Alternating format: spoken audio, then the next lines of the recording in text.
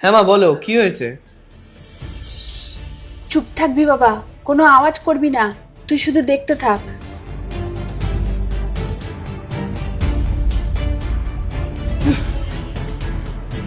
এই বুড়িটা আবার কোথায় গেল?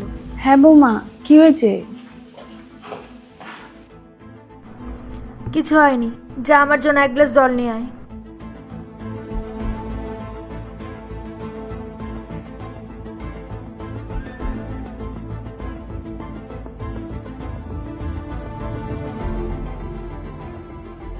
ঘরে সব কাজ হয়েছে?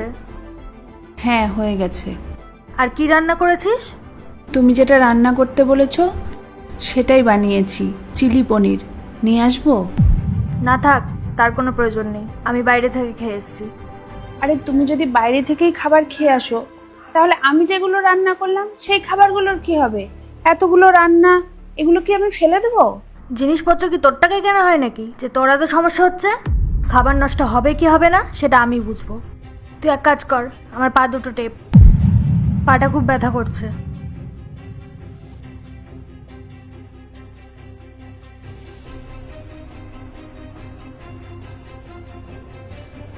হাতে কি এক ফোঁটা জোর নেই নাকি? ঠিক করে পা টেপ।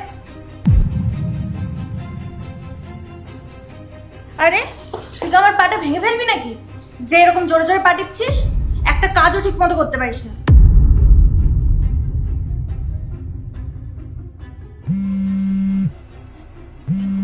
চুপ। হ্যালো। হ্যালো, কি করছো তুমি? কিছু না, এইমাত্র ঘরের কাজ শেষ করে এখন একটু ফ্রি হলাম। মা কোথায়? মা মা তো নিজের ঘরেই আছে।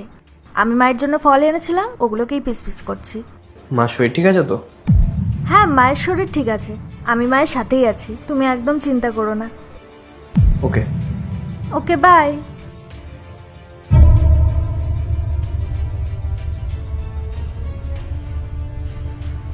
কত বড় মিথ্যেবাদী তুই! কি বলছিলিস? ঘরের সব কাজ তুই করেছিস? তো আমি কি সত্যি কথা বলতাম? তুই যদি আজকে নাও বলিস, তাহলে রাহুলকে আজকে আমি সব সত্যি কথা বলে দেবো। আচ্ছা, তো তুই সব সত্যি কথা ওকে বলে দিবি? আমার মনে হয় তোর এই বাড়িতে থাকার আর কোনো ইচ্ছা নেই। আরে এই বাড়িতে তো থাকার যোগ্যতা তোর নেই। তুই রাহুলের সামনে এমন ভাব করিস যাতে তোর থেকে ভালো আর কেউ নেই। আর পেছনে এই বুড়ি, একটা কথা কান খুলে শুনে রাখ, এই বাড়িতে থাকতে গেলে আমার কথা শুনে চলতে হবে, নাহলে তোকে এমন জায়গায় পাঠাবো সারা জীবন মনে রাখ। পার্ট 2 দেখতে সাবস্ক্রাইব করো ভেলকু 78M।